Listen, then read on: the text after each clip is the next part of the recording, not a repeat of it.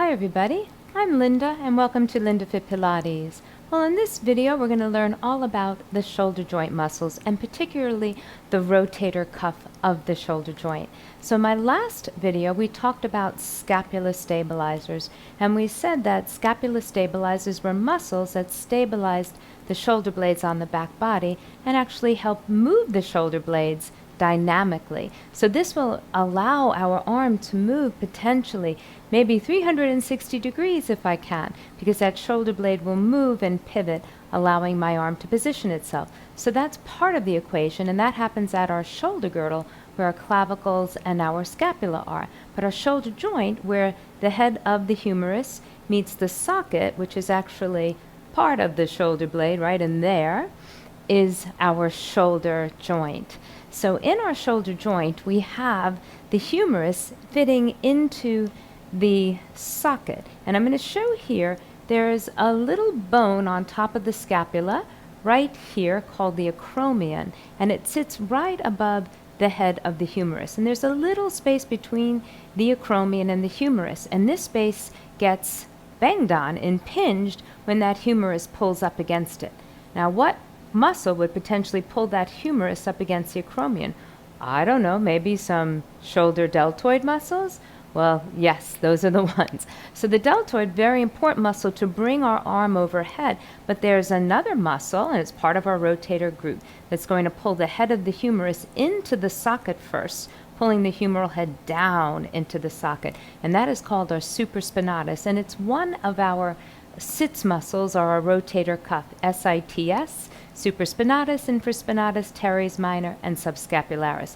Together as a group, they can pull that humeral head in and down into the socket, and when my arm moves overhead, right, they're going to also rotate that arm externally. So they'll pull down, externally rotate. So when my deltoids are helping move my arm overhead, this small group of muscles, deep stabilizer muscles, will help pull the humeral head down and rotate it externally so that the space between the acromion, the roof of the scapula, and the humerus doesn't get all impinged or jammed up.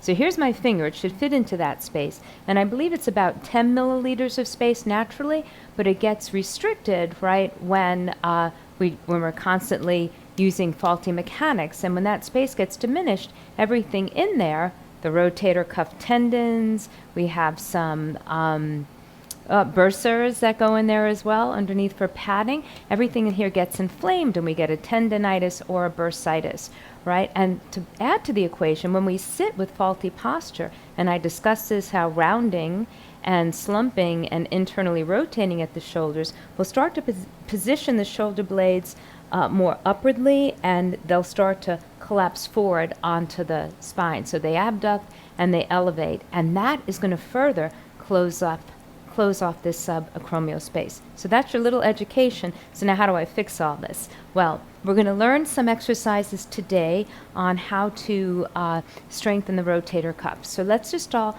start. Come onto your mat and bring your arms in front of you, and first find upright posture, head over pelvis, shoulder over hip. That's the most important thing, that we get nice, good alignment to start with.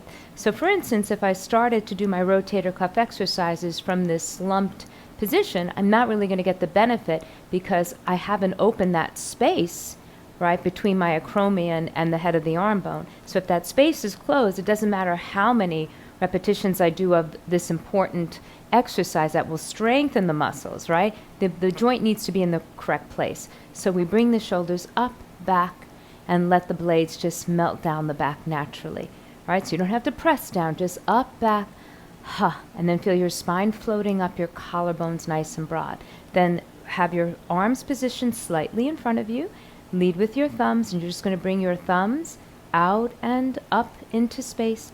And as your arms go up, feel your shoulder blades just upwardly rotating and the bottom tip sliding down, and then slowly lower the arms. Now, we're going to take the arms from here. We're going to pull the arms up and into the shoulder sockets, and then we're going to continue to thumbs up, external rotation, and move the arms slowly up, keeping that nice deep fit of the upper arm into the shoulder socket, and those shoulder blade tips sliding down, as those shoulder blades upwardly rotate. Then I'm going to slowly, slowly lower down. Again, all this is done without any weight. So third time, upper arms draw in, right? We get that nice deep into the socket. We externally rotate, thumbs pointing up, and then lead with the fingers, the thumbs. Feel the top of the arm bone sinking into that shoulder socket. The scapulae upwardly rotating. There should be space between the ear tip and the shoulder. The fingers are reaching, but those blades are sliding down.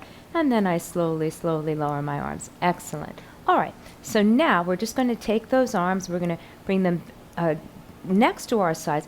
Now, this is also interesting. We don't want to press the arm against the side because we have an artery here on our side, and if we press, we're going to actually stop the blood flow to some of those important rotator cuff muscles. So we keep just like 10 degrees of space between the upper arm and the body, and the thumbs point up. We're going to externally rotate and slowly close. And this is an example of doing both shoulders together.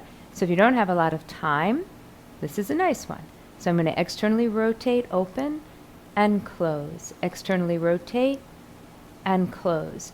And when you rotate, you're going to feel these muscles. They're pulling those arms into the shoulders, and they're creating that lateral rotation or spin of the upper arm bone as those arms translate out to the side.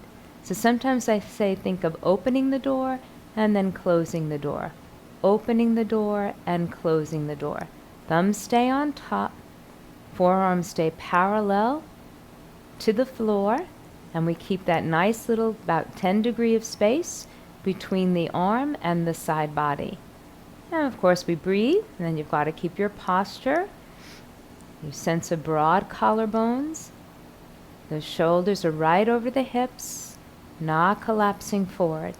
The action of the arms is smooth and fluid, right?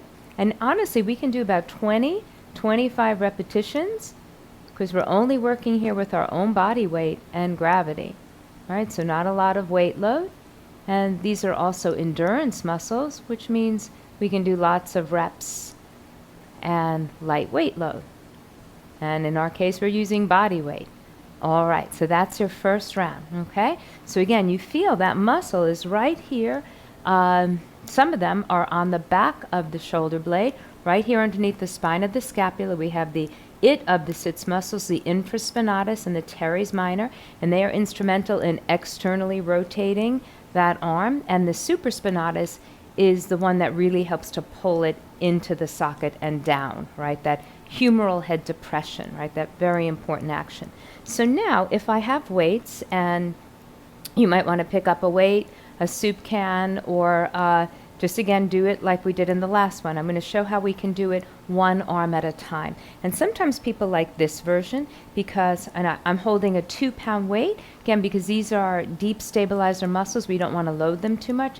So 2, 3 pounds would be fine, no more than 5, right? You never put a 10-pound weight for rotator cuff. These are small, deep muscles, lightweight, and more repetitions. So what I can do now is I'm holding my weight and I'm going to just do my left arm. Again, I keep that space between arm and the body, and I have my forearm now across my body here so that when I open up here, I come to 90 degrees. Some of you might feel that this is more comfortable for you because when we started the last one, right, without any weights, we started at 90, then we opened up, and we went to 60 degrees. Some of you could potentially go 90 degrees, but this gives you a little bit more play, right? So if you can only open to 90 and it's hard for you to go past that, well, this would be a good position for you. But of course you have to do one at a time, what we call unilateral movement. So I have my forearm parallel to the mat, tall spine, shoulders over hip. I'm going to open up and I can pause at 90, maybe a few inches beyond,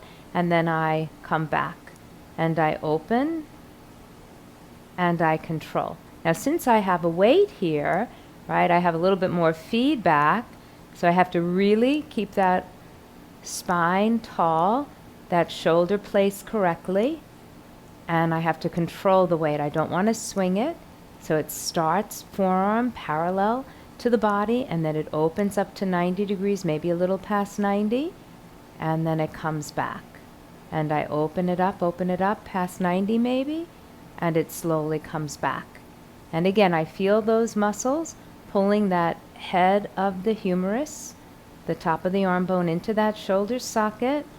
And as that forearm and arm start to rotate and move, I feel those muscles on the back of the shoulder blade pulling that arm into lateral or external rotation. And again, I do 20, 25 reps, especially if I'm not using much weight. But if you start to fatigue and you feel your alignment is getting sloppy or your shoulder is straining, then absolutely stop and do as many as you can with good alignment. But again, no more than 20, 25. All right, and then I'm going to put my weight down last. I can also use a resistance band. So if you have a band, I'm going to put this underneath my hips. And now I'll do the other side. Since I did the left arm, we'll do the right arm. And I'm taking the band. And flexible resistance is great because I can vary the resistance just by making the band shorter. So I can start from here and I can say, oh, that's too tight, too much resistance. So I loosen it and then I hold the band and I start. And again, forearm parallel, shoulder, right shoulder over hip. And then I pull and I come back. And I pull and I come back. And I pull, maybe I go past 90, I open a little to the side if that feels good in the shoulder.